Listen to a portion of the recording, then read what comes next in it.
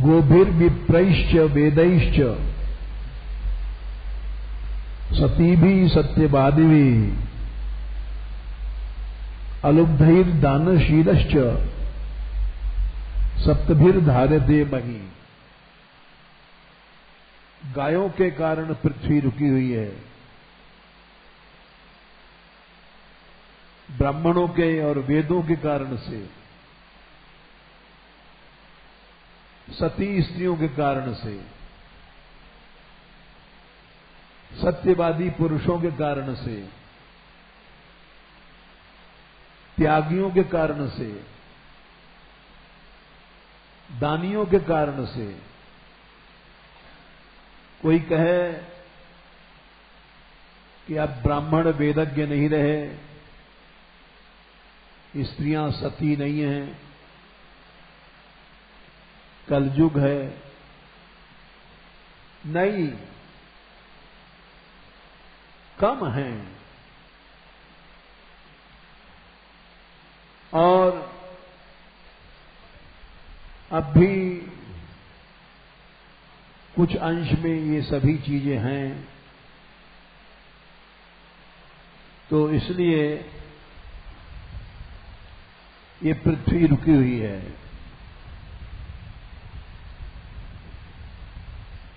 इसका प्रमाण हम दे रहे हैं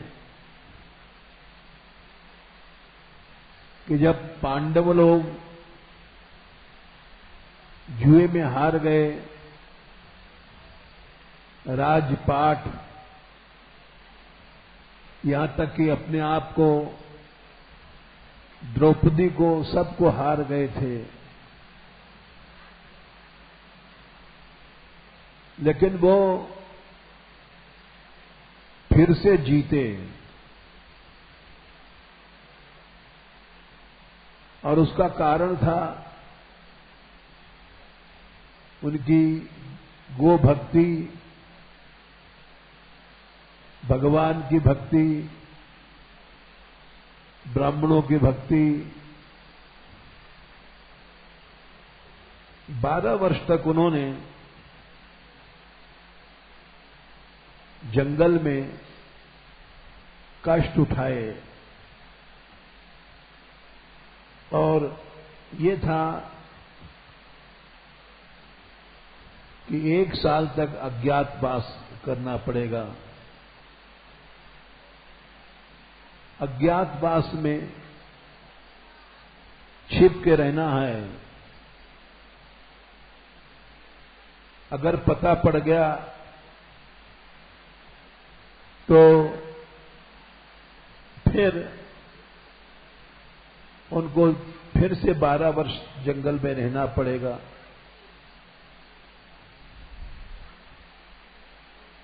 इसलिए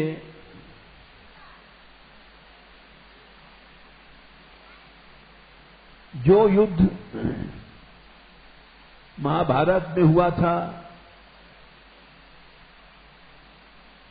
और जिसमें बड़े बड़े योद्धाओं से अर्जुन को 18 दिन तक लड़ना पड़ा,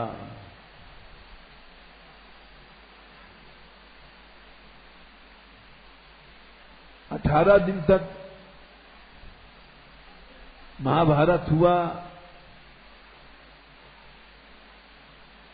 उसके बाद निर्णय हुआ, लेकिन जो 18 दिन में उन्होंने सफलता पाई, वो गायों के लिए जब लड़े, 1 दिन में उन्होंने सब महारथियों को जीत दिया था।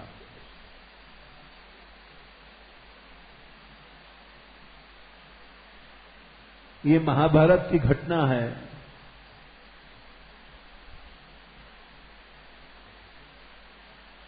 भीष्म ने बताया था, दुर्योधन ने पूछा कि दादाजी पांडव कहां छिपे हैं, आपको मालूम होगा आप उनका पक्ष कर रहे हैं, हमको बता दो। भीष्म ने कहा कि मैं असत्य नहीं बोलता हूं। तुमको मालूम होना चाहिए मेरा नाम भीष्म इसीलिए पड़ा है, मैं अपनी प्रतिज्ञा पर स्थिर रहता हूं और भयंकर प्रतिज्ञा, भीष्म ने बड़ी भारी प्रतिज्ञा किया मैंने ब्रह्मचर्य का और विवाह न करने का।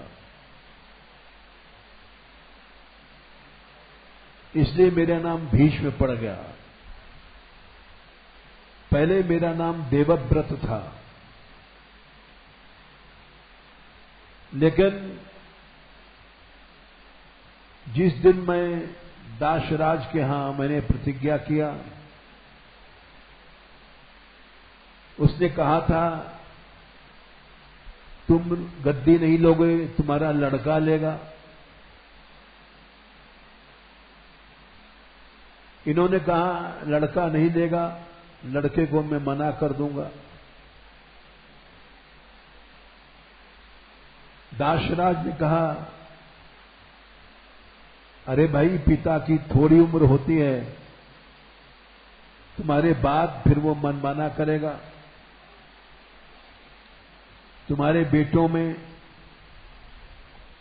और सत्यवती के बेटों में लड़ाई होगी। भीष्म ने कहा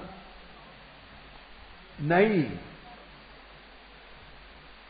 नहीं होगी। दाशराज ने कहा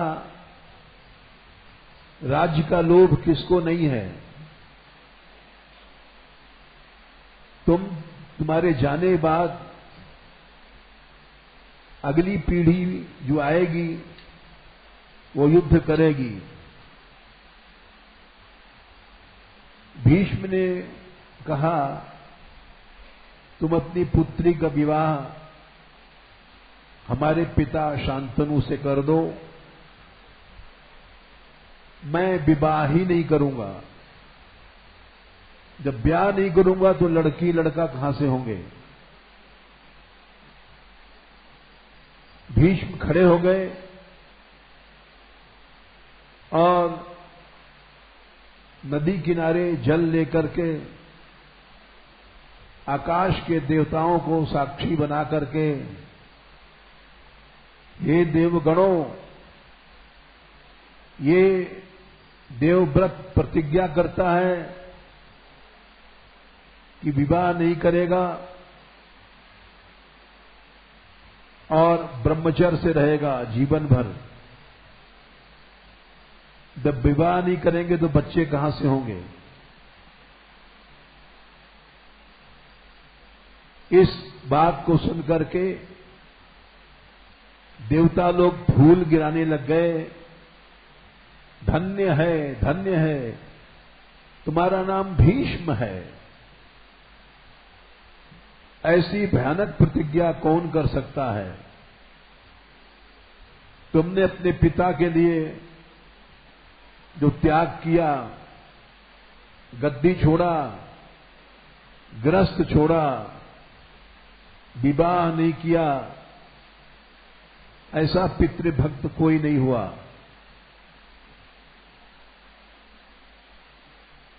इसलिए इनका नाम भीष्म पड़ा। भीष्म बोले दुर्योधन, तू जानता है कि मैं झूठ नहीं बोलता हूं, सारा संसार जानता है। देवताओं ने फूल बरसाए थे, पृथ्वी नहीं देवता भी जानते हैं कि भीष्म झूठ नहीं बोलता है। मुझे पता नहीं है कि पांडव कहां हैं। दुर्योधन समझ गया कि दादाजी झूठ नहीं बोलते हैं। ये तीनों लोग जानता है, देवता भी जानते हैं। दुर्योधन ने कहा कि आप अंदाज बता सकते हैं हम कैसे ढूंढे पांडवों को, क्योंकि साल पूरा होने वाला है और इन दिनों 10-20 दिनों में अगर ढूंढ लिया तो ठीक है, नहीं तो वो अपने राज्य लेने के लिए आ जाएंगे। भीष्म ने कहा, हां मैं अंदाज बता सकता हूं, क्योंकि मैं झूठ नहीं बोलता हूं। जहां पांडव होंगे, गावश्च बहुलास तत्र न कृशा न दुर्बला पयांसी दधि सर्पीशी। जहां भगवान के भक्त रहते हैं वहां गायें बढ़ती हैं और वो पुष्ट होती हैं, दुबली पतली नहीं।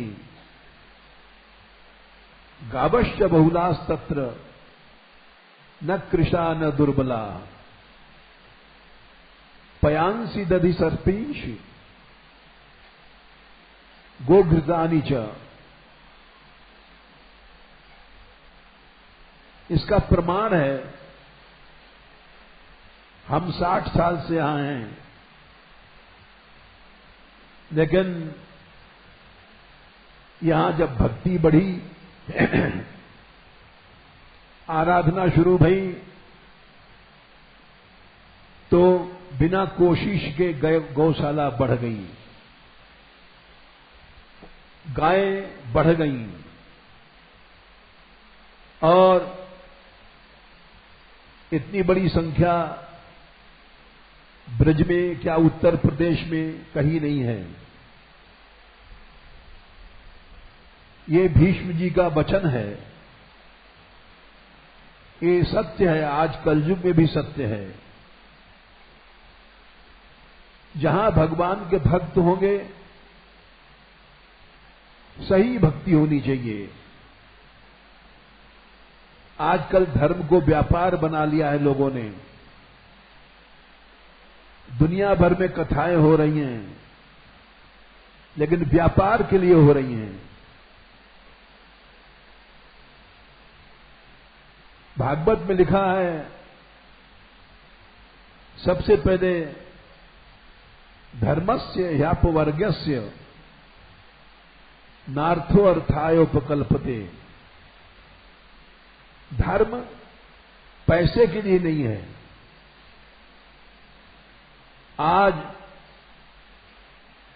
सब चीजें बिक रही हैं, कथा, कीर्तन, रास, सेवा, पूजा, मंदिरों में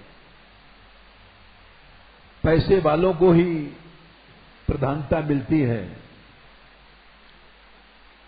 पैसे वालों को ही सबसे आगे किया जाता है। ये गलत है। भगवान का नाम दीन बंधु है, दीनानाथ है। गरीबों को, जो भक्त हैं, उनको आगे रखना चाहिए। लेकिन हर मंदिर में जो डोनर है, दाता है, उसी का सम्मान होता है।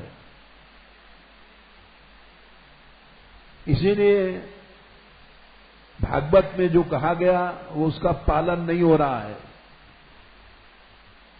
धर्मस्य ह्यापवर्गस्य, धर्म अपवर्ग संसार से छूटने के लिए किया जाता है।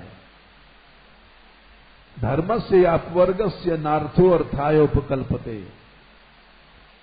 पैसे के लिए धर्म नहीं करना चाहिए। नार्थस्य धर्मैकांतस्य। अगर पैसा आ गया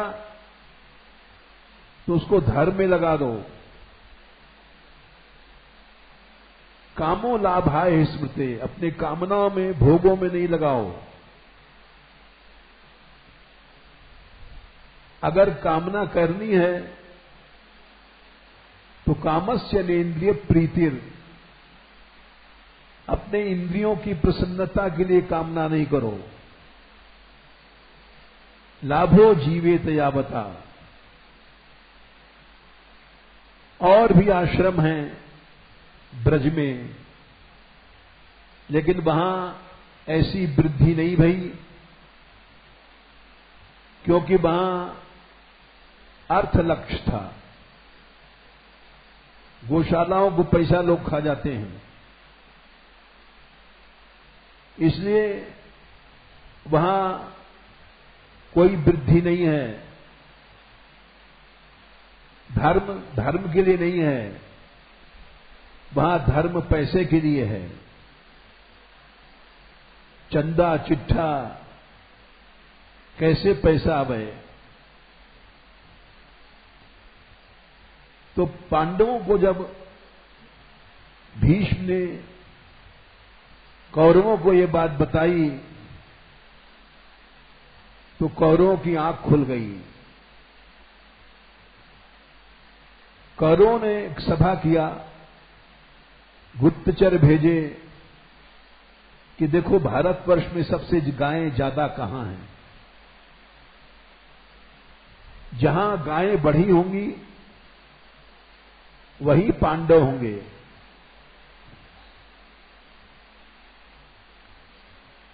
सभा में पता पड़ा कि विराट नगर, मत्स्य देश जिसको कहते हैं, वहां गायें बहुत बढ़ गई हैं। और गुप्तचरों ने कहा हम पांचाली जो पंजाब की थी, द्रौपदी, वहां भी गए, वहां द्रौपदी नहीं है, न लड़के हैं। द्वारकापुरी में भी नहीं है, द्वारका में भी हो आए, न पांडव हैं न द्रौपदी हैं। विराट नगर में दो बातें ऐसी हैं जो बताती हैं कि वहां पांडव हैं। पहला तो वहां गोवंश इतना बढ़ा है,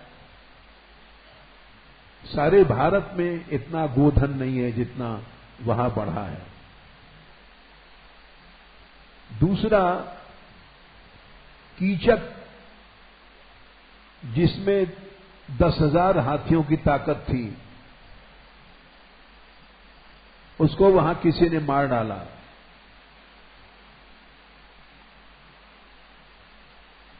कीचक को भीमसेन ने मारा था। कैसे मारा था? द्रौपदी बहुत सुंदरी थी और कीचक की दृष्टि खराब थी। वो द्रौपदी को भोगना चाहता था। द्रौपदी महारानी की नौकरानी बनकर रहती थी, वेश बदल करके, लेकिन सुंदरता छिपती नहीं है। सुंदरता तो भले फटे कपड़े पहन लो,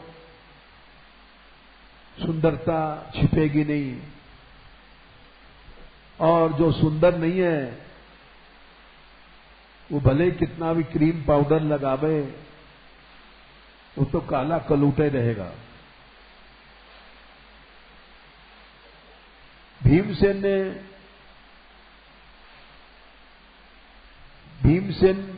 नहीं, कीचक की बहन थी, वो विराट राजा को ब्याही थी।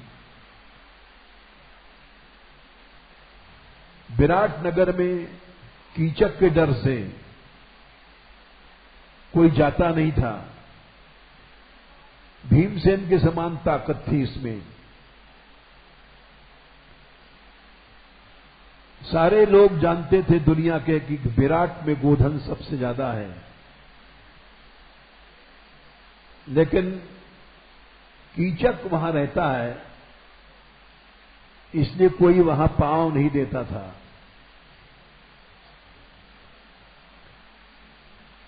कीचक ने अपनी बहन से कहा, जो विराट की स्त्री थी, वो दबती थी, जानती थी कि हमारे भाई के कारण हमारा राज्य बचा हुआ है। उसने कहा, कीचक ने, बहन, बोले हां भैया, द्रौपदी को भेज देना हमारे पास।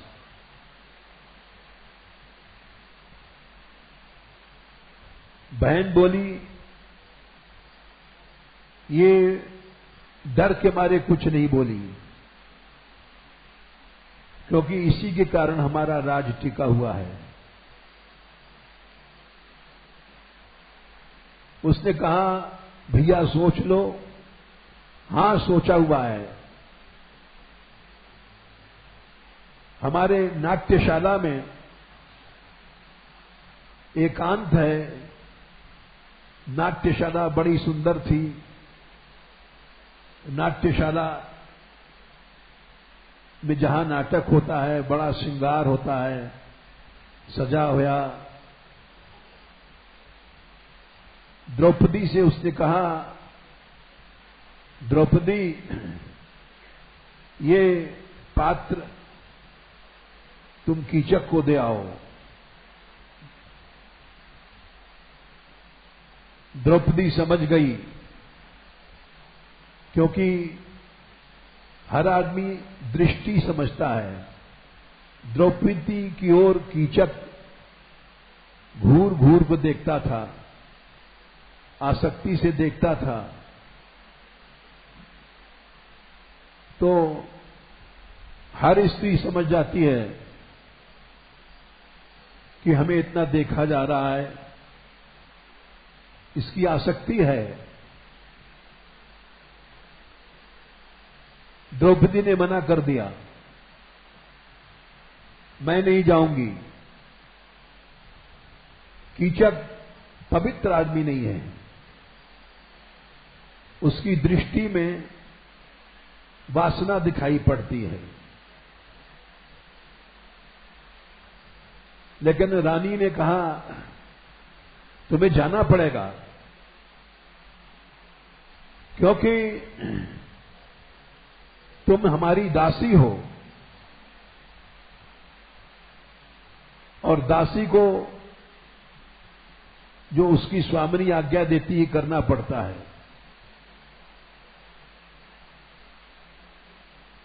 द्रौपदी विवश थी, नौकरी करने के बहाने वहां छिपी थी। अगर पता लग गया कौरवों को तो फिर 12 वर्ष जंगल जाना पड़ेगा। उसने भगवान को याद किया, हे गोविंद, तू मेरी रक्षा करना। मुझे रानी सुदेशना, जिसका नाम था, वो कीचक के पास भेज रही है। नाट्यशाला में जहां एकांत है, सुंदर सजा हुआ भवन है, वो चली गई वहां पर पात्र लेकर के। कीचक ने देखा द्रौपदी आ रही है, बड़ा खुश हुआ,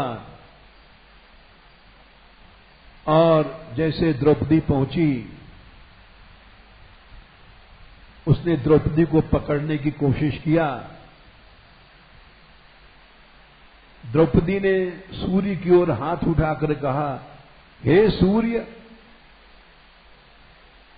यदि मैं पवित्र हूं तो तू मेरी रक्षा कर। द्रौपदी पवित्र थी, पूर्व जन्म के शाप से 5 पति मिले थे, लेकिन वो उन पतियों के अलावा किसी को नहीं देखती थी, और बड़ा पवित्र आचरण था। 10,000 ब्राह्मणों को भोजन कराने के बाद भोजन करती थी। सूर्य से प्रार्थना किया। द्रौपदी ने कीचक उसका हाथ पकड़ना चाहता था, गंदे विचार से, भोग के विचार से, लेकिन जैसे द्रौपदी ने सूर्य की ओर हाथ जोड़ करके प्रार्थना किया, हे सूर्य, तुझको नारायण कहते हैं, यदि तू नारायण है तो मेरी रक्षा कर। इतना कहते मान आकाश से सूर्य के भेजे भये 2 दूत आए और उन्होंने उठा करके कीचक को दूर फेंक दिया। द्रौपदी बच गई। लेकिन जो कामी होता है वो जल्दी हार नहीं मानता है। उसने फिर से अपनी बहन रानी सुदेशना से कहा कि बहन, तुमने दिन में भेजा, रात में भेजो हमारे पास।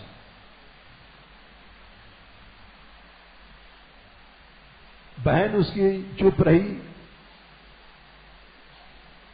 और उसने धीरे से कहा, भैया, द्रौपदी साधारण स्त्री, द्रौपदी नहीं, ये दासी साधारण नहीं है।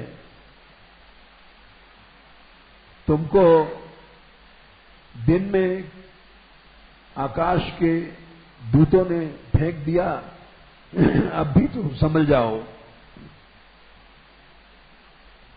लेकिन कीचक बोला कि हमसे बात मत कर, तू रात को भेज देना, हम सब समझते हैं, मेरी भुजाओं में 10,000 हाथियों का बल है।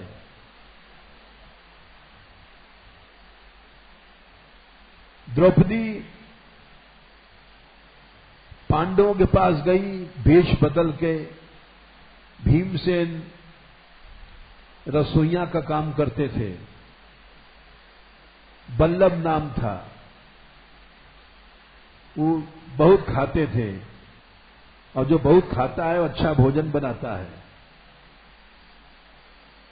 ऐसा भोजन बनाते थे कि वो सब लोग प्रसन्न थे।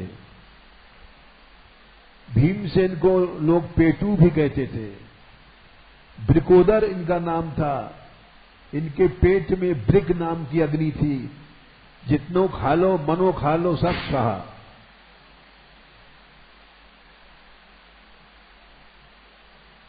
भीमसेन बड़ा प्रसन्न हुआ द्रौपदी को देख करके, और द्रौपदी रोने लग गई। तुम लोगों के रहते हमारी ये दुर्दशा। कीचक ने आज मुझको पकड़ना चाहा था, मैंने सूर्य देवता से प्रार्थना किया,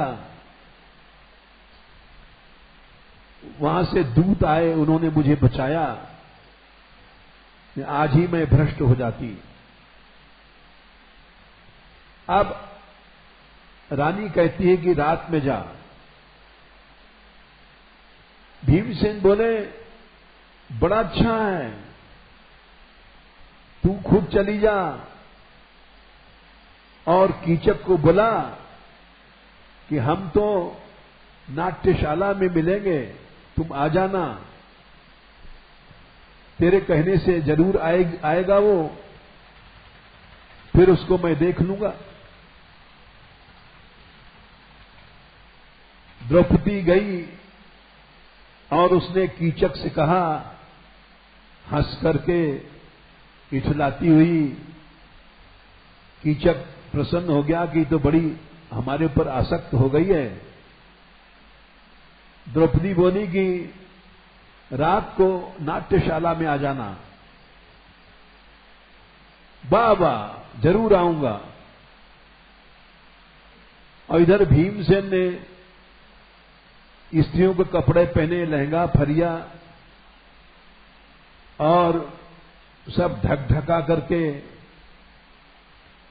स्त्री वेश बना करके नाट्यशाला में कपड़ा ओढ़ करके सो गए।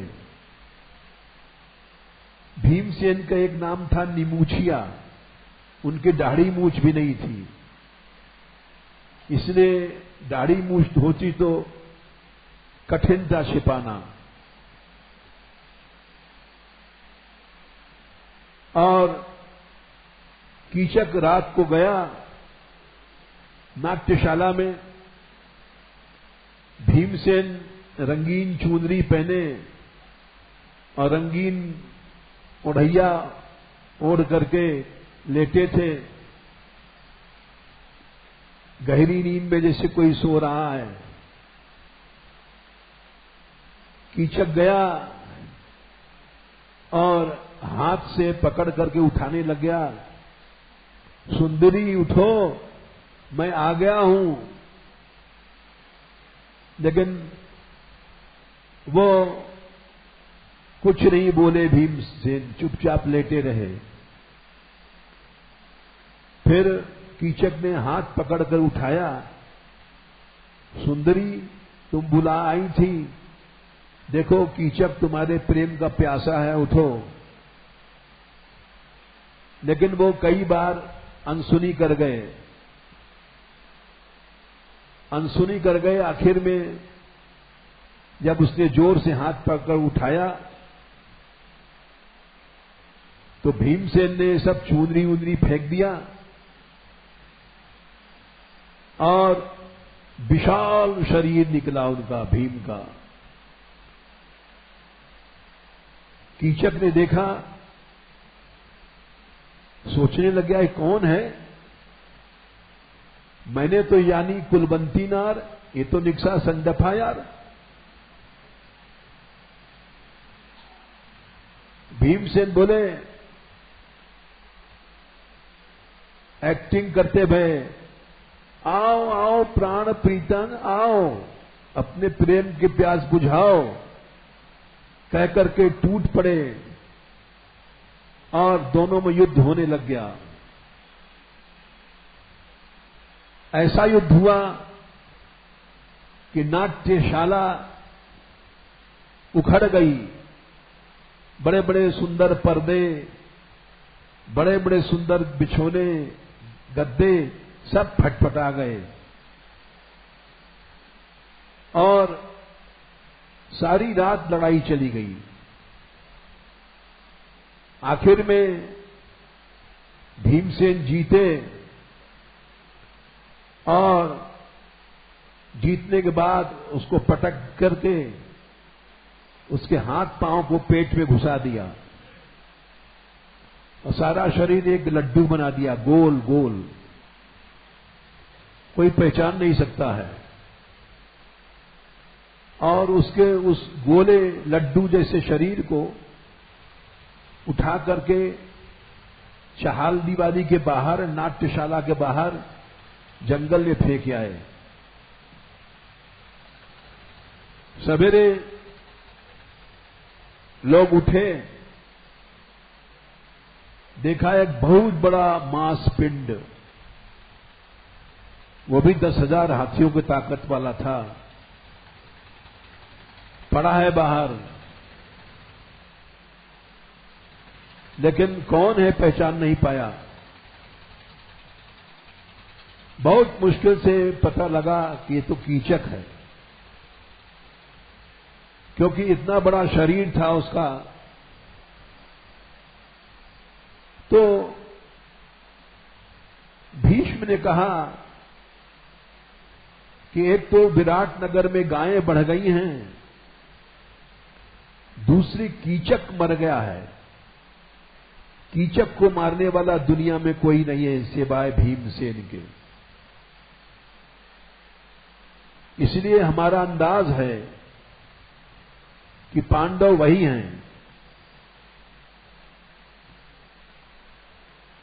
दुर्योधन ने कहा कि अगर पांडव वही हैं तो छिप के रह रहे हैं, उनसे कैसे पता पड़े कि हाँ वही हैं कि कोई और है। कौरवों की मीटिंग भई, सबने कहा विराट की गायों को चुरा लो। पांडव लोग गायों पर अत्याचार नहीं देख सकते हैं। अगर पांडव होंगे तो लड़ने के लिए मैदान में आएंगे, और लड़ने के लिए जब आ जाएंगे तो भेद खुल जाएगा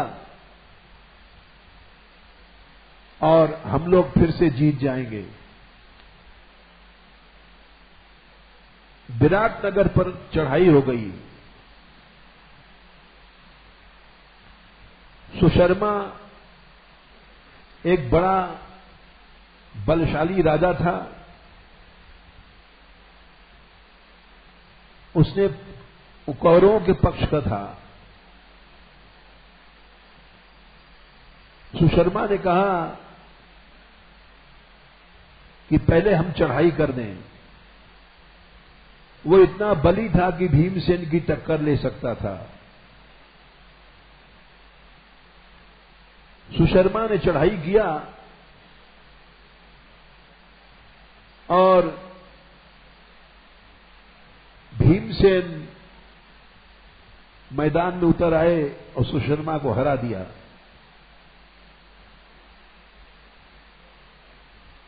उसके बाद कौरवों ने गायों की चोरी किया। जब गायों की चोरी किया, लाखों गायें थीं, 10 लाख गायों के वर्ग थे, और एक एक वर्ग में जाने कितनी कितनी हजारें गायें थीं, करोड़ों की संख्या में गायें थीं। उनको चुरा लिया। तब विराट जी चिंतित भये और उदास हो गए। उदास हो गए कि गोधन ही असली धन है। गोधन के कारण सारे विराट की भूमि दिव्य बनी हुई थी। जहां गायें रहती हैं, रोग नहीं, शोक नहीं। ये लिखा है कि अपने आप रोग भाग जाते हैं। विराट ने को उदास देख करके अर्जुन, जो हिजड़े के रूप में थे, उर्वशी के शाप से 1 साल के लिए हिजड़े बन गए थे। कथा लंबी है, यही समझ लो कि उर्वशी मोहित होकर के अर्जुन के पास गई थी। त्रिलोक सुंदरी, अर्जुन ने उसको मां करके, माता जी कह करके पुकारा। उसने शाप दे दिया कि जा तू हिजड़ा बन जा।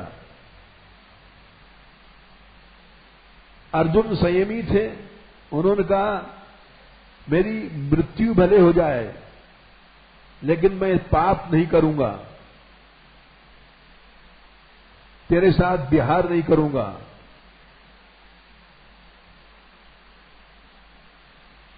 तो वो वहां बृहन्नला के रूप में रहते थे,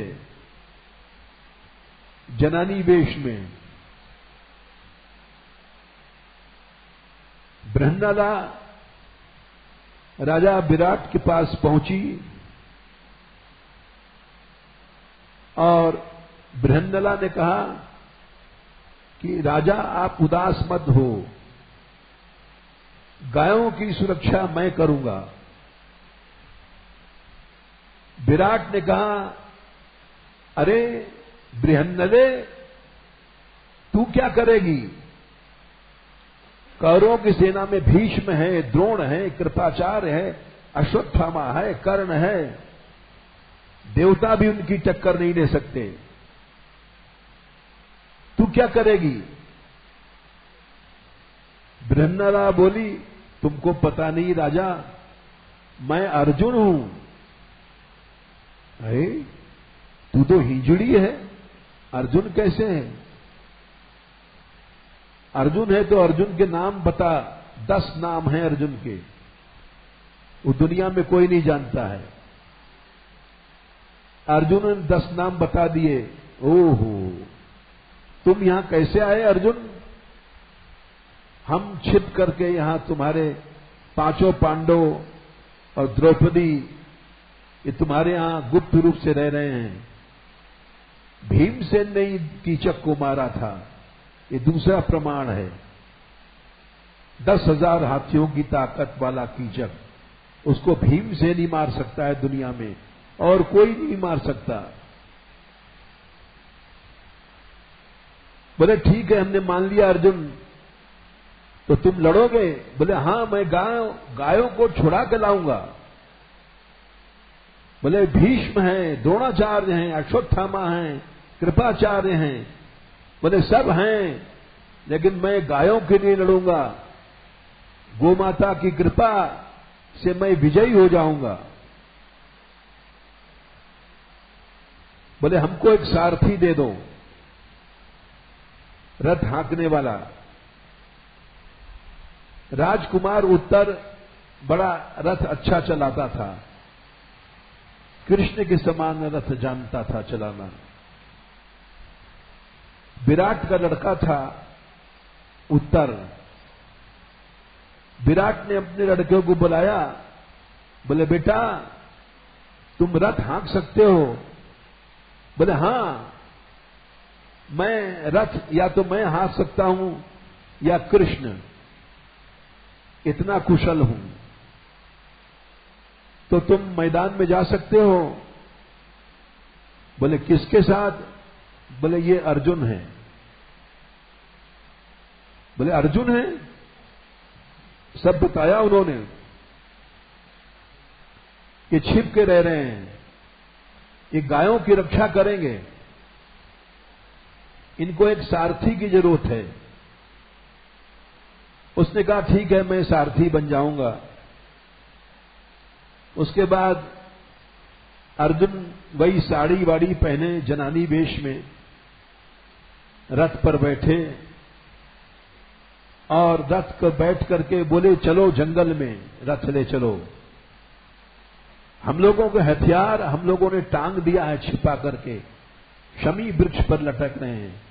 वहां हमारा गांडीव धनुष है, उस धनुष को निकालना है। उसी में गदा है भीमसेन की, उसी में हमारा गांडीव धनुष है। 5 पांडवों के हथियार वहां टंगे हैं। राजकुमार गया और बोले चढ़ जाओ इस ऊंचे पेड़ पर। जब चढ़ गए, ऊपर पहुंचा तो देखे बड़े बड़े अजगर लटक रहे हैं। डर के मारे भागा।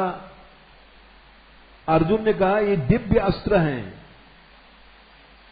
इनको कोई छू नहीं सकता है, तुम डरो मत, ये हमारे अस्त्र हैं, अजगर नहीं है, सर्प नहीं है, कोई गंदा आदमी इनको छू नहीं सकता है, कोई चोर चुरा नहीं सकता है।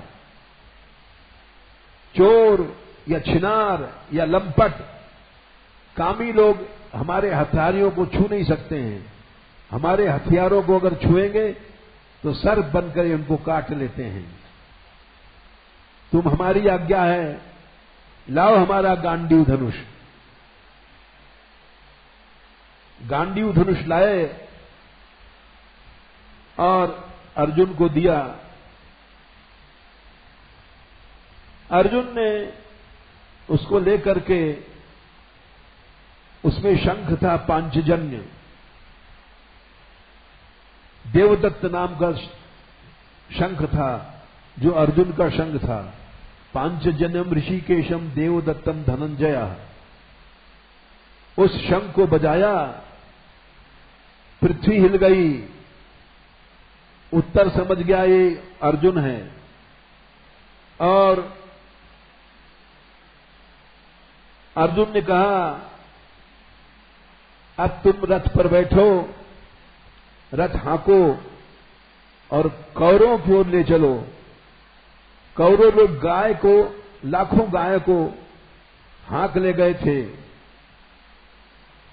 और उनको जीत के लाना था गायों को।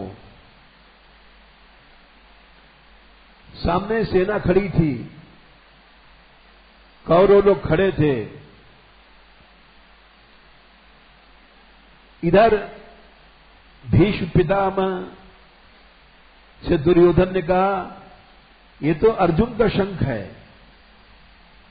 बोले हां, पांडव यही हैं। दुर्योधन हमने कहा था जहां गायें हैं वहां पांडव हैं, वही धर्म है। और ये पांडव हैं, अर्जुन का शंख बजा है। और अब भीष्म ने कहा कि अब लड़ाई होगी। आज अर्जुन अकेले हैं और हम सब भीष्म, द्रोण, अश्वत्थामा, कर्ण, सब बड़े बड़े महारथी एक तरफ हैं और अर्जुन अकेला है। अर्जुन ने कहा उत्तर रथ हाँको, ले चलो। आज सबसे पहले द्रोणाचार्य के पास ले गए। अर्जुन ने देखा गुरुदेव खड़े हैं हथियार लेकर के, धनुष लेकर के। कृपाचार्य के रथ पर लाल लाल घोड़े थे, वो भी आ गए सामने। द्रोणाचार्य ने देखा अर्जुन सामने है। अर्जुन ने कहा गुरुदेव आज हमारा आपसे युद्ध है। आप गायों को छीनने आए हैं, मैं गायों को बचाने आया हूं। जीत मेरी होगी क्योंकि आप लोग अधर्म पे हैं, लेकिन आप गुरु हैं। पहले आप हमारे ऊपर बाण छोड़िए, मैं पहले नहीं मारूंगा। आप गुरुदेव हैं। अर्जुन के ऊपर 21 बाण मारे द्रोणाचार्य ने। बोले अर्जुन तू लड़ने आया है? गुरुदेव मैं लड़ने नहीं आया हूं, गायों को बचाने आया हूं। इसलिए हमारा युद्ध धर्म का है। 21 बाण द्रोणाचार्य ने एक साथ मारे। बड़े शक्तिशाली बाण थे। वो पहुंच भी नहीं पाए कि अर्जुन ने काट दिया। और फिर द्रोणाचार्य ने हजारों बाण मारे और सफेद घोड़े अर्जुन के उनको घायल किया। सब लोग बोले अर्जुन के अलावा कौन है जो द्रोणाचार्य का सामना करेगा? देखो आज गुरु शिष्य लड़ रहे हैं। क्षत्रिय धर्म बड़ा कठोर है। द्रोणाचार्य ने इंद्रास्त्र मारा, दिव्यास्त्र, वायव्य मारा, आंधी चलने लग गई। आग्नेय अस्त्र मारे, आकाश से आग बरसने लग गई। जब उन्होंने आग्नेय अस्त्र मारा तो अर्जुन ने वारुणास्त्र छोड़ा, पानी बरसने लग गया, आग बुझ गई। जो जो दिव्य अस्त्र छोड़ते थे अर्जुन उसका दिव्य अस्त्रों से जवाब देते थे। और आखिर में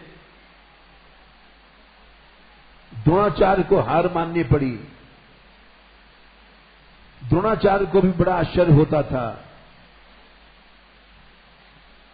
कि अर्जुन के अंदर इतनी फुर्ती कैसे है। उसके बाद अश्वत्थामा लड़ने आया। वो द्रोणाचार्य का पुत्र था और युद्ध विद्या में कम नहीं था। उसने आकर के पिता का बदला निकालने के लिए अर्जुन की छाती में कई बाण मारे। अर्जुन हंस पड़ा और हंस करके बोला, अश्वत्थामा, जीतूंगा मैं ही, क्योंकि मैं गायों की रक्षा के लिए आया हूं। अश्वत्थामा के भी बाण समाप्त हो गए। उसके बाद कर्ण आया। कर्ण का अर्जुन का बड़ा युद्ध हुआ। अर्जुन ने कर्ण को बेहोश कर दिया। आंखों में अंधेरा आ गया। यद्यपि कर्ण अर्जुन से कम नहीं था, लेकिन बात यह है अर्जुन के साथ गो भक्ति थी और वो लोग चुराने आए थे गायों को, अधर्म परायण थे। अर्जुन ने एक ऐसा बाण मारा, कर्ण की छाती में चुभ गया, बेहोश हो गया और उसका सारथी ले गया युद्ध के बाहर। अब भीष्म आए, दादाजी।